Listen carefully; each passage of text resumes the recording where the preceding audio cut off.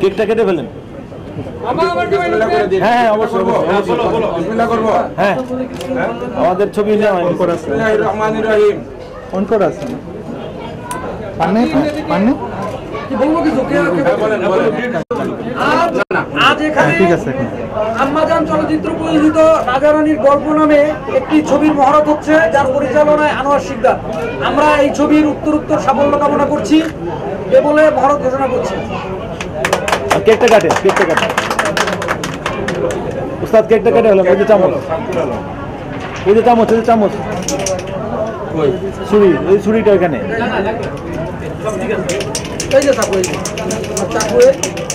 কেকটা কেটে সবাই মিলে ধরে কেকটা কাটবেন। ওটা পরে ভাইয়া, ওটা পরে কেক কাটার সময় দিবেন।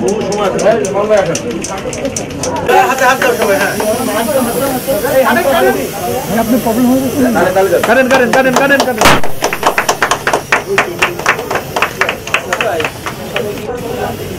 ভাই আমার জন্য সবাই দোয়া করেন। স্টিলের রেকর্ড। আচ্ছা কেক কাটছেন, কেক খাওয়ালেন।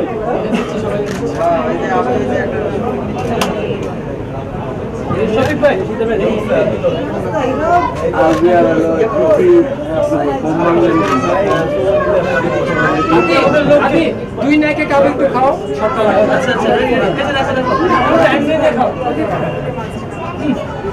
আচ্ছা আমার ভাই কই ছবি ভাই না একটা সিস্টেম ভাই টেনশন করো না ভাই।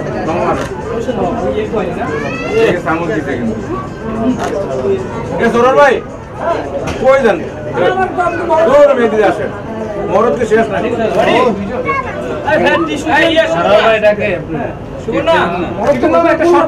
একটা শর্ট চাই, সেটা হচ্ছে দুই নায়িকা না একটা খাওয়াচ্ছে, এই শর্ট খাওয়ার দরকার। আসো দুই নাকি খাওয়াও, ক্যামেরার দিকে লুক দিবেন না পারলে আমার ভয় আছে।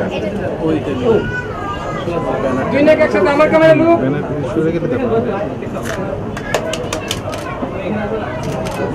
ছবি তুমি তোলেন। Thank you. চলো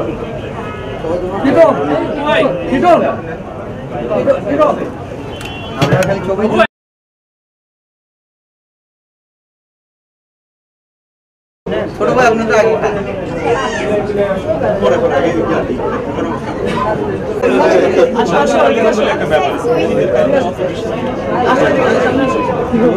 পিছনে হ্যাঁ বলো তো ওরা বাইকে আসছে।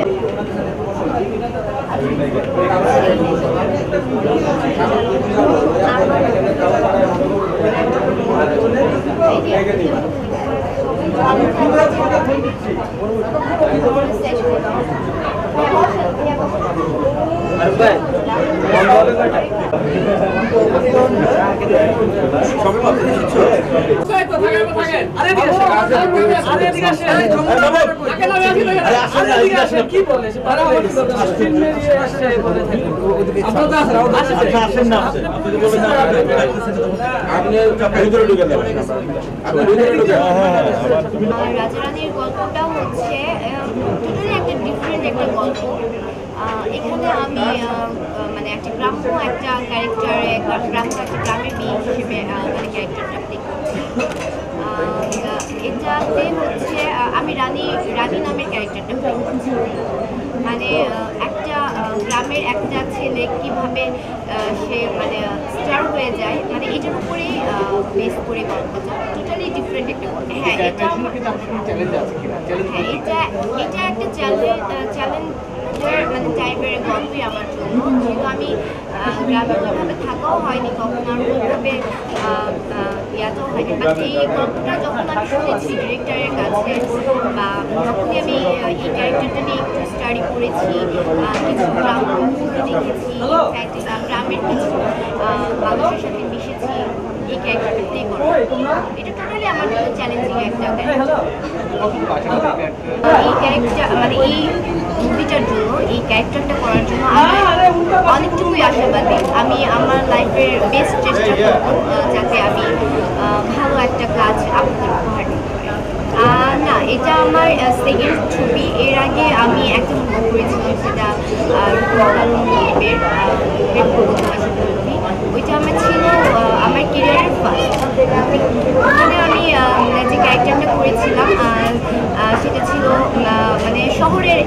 ফানি মজার ক্যারেক্টার। তো এটা হচ্ছে আমার ফার্স্ট মুভি যেখানে হচ্ছে আমি একটা গ্রামের ক্যারেক্টারে কাজ করছি। এটা আমার জন্য এটা রোমান্টিক একটি প্রেমের গল্পের রোমান্টিক ইনফ্যাক্ট এটা অ্যাকশন বলবো না, রোমান্টিক একটা প্রেমের গল্প, একটা গ্রামের একটা কাহিনী। হ্যাঁ, গ্রামের একটা ছেলে একটা স্টার হয়ে যায়। এখানে আরেকটা ক্যারেক্টার থাকে যেটা হচ্ছে আরেকটা ভিলেন আছে, সে এখানে একটা মানে হিরোটাকে হেল্প করছে। হ্যাঁ, তার ক্যারিয়ারের মধ্যে এই গ্রামে একটা মেয়ে যেটা হয়তো মানে হিরোটা তাকে এরকম একটা ত্রিভুজ প্রেমের একটা কাহিনী।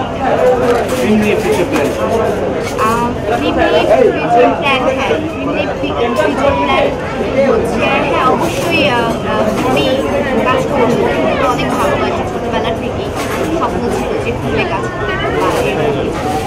ফিল্ম নিয়ে ফিউচার প্ল্যান অবশ্যই একটা সাকসেসফুল হিরোইন হওয়ার ইচ্ছা আছে। এটা হচ্ছে একটা গ্রাম বেসড একটা গ্রামের ছেলে কীভাবে একটা সুপারস্টার হয়ে যায়, একটা ডেস্টিনি। এটা নিয়ে গল্প স্টার্টটা হয় আমার কেকের নাম থেকে রাজা, আমার হিরোইন দুজন নামে থেকে রাজা। পোস্টে একটা হিরোইনের সাথে গ্রামের রিলেশন থাকে, এইভাবে আমাদের বিয়েটা হয়, ফর সাম পারপাস বিয়েটা হয়। সো দ্যাটস ওয়াই একটা ট্র্যাজেডির কারণে আমার ঢাকা আছে।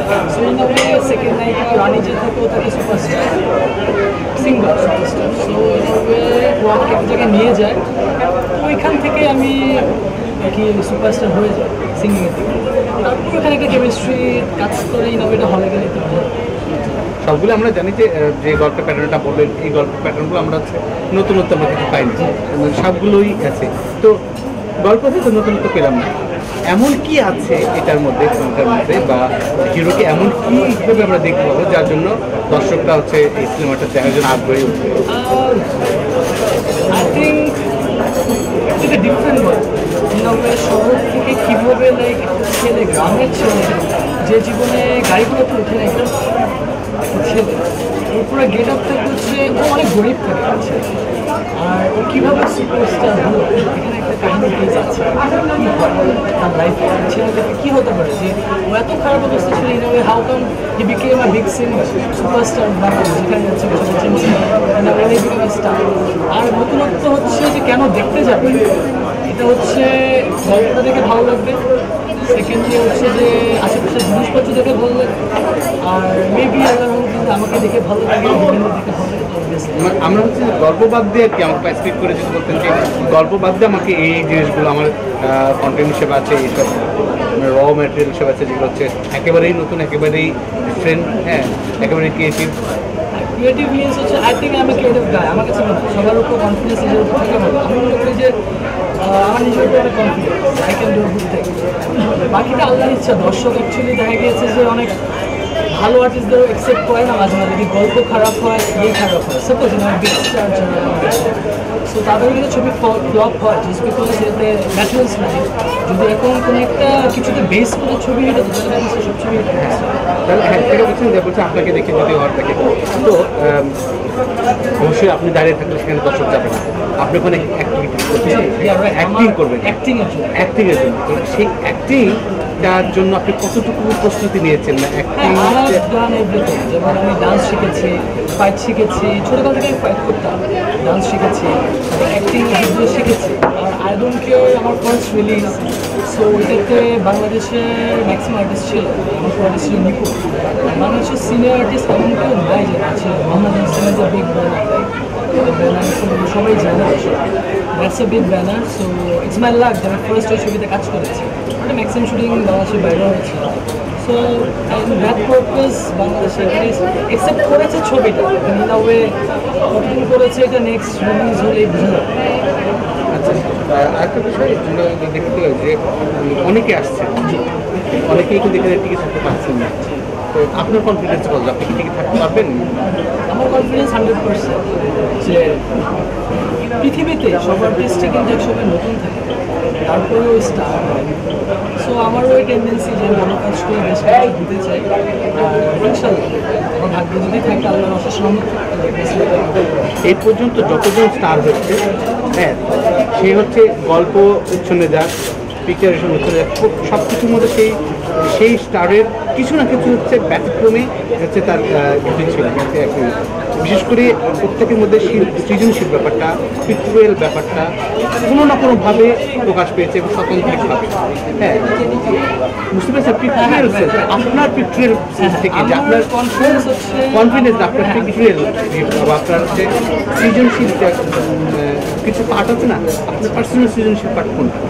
আমার পার্সোনাল আমার ফেভারিট কাজ কোন সেক্টর আমার পছন্দ না, আপনি কোনটা দিয়ে তুলবেন দরকার? হ্যাঁ, আমার এই ছবি হচ্ছে একটু romantic base. Actually I can do a good fight. আমার মনে হয় আমি ভালো ফাইট করি, বিকজ আমি ছোটোবেলা থেকে মার্শাল আর্ট শিখতাম। সো দর্শক মেবি আমাকে ফাইটের দিক দিয়ে বেশি অ্যাকসেপ্ট করে, বাট এই ছবিটা পুরো রোম্যান্টিক। আর অ্যাক্টিং তো মানুষ মেবি করতে করতে আরও ভালো হবে, আমি দিচ্ছি দর্শকদের ইনশাল্লাহ। আর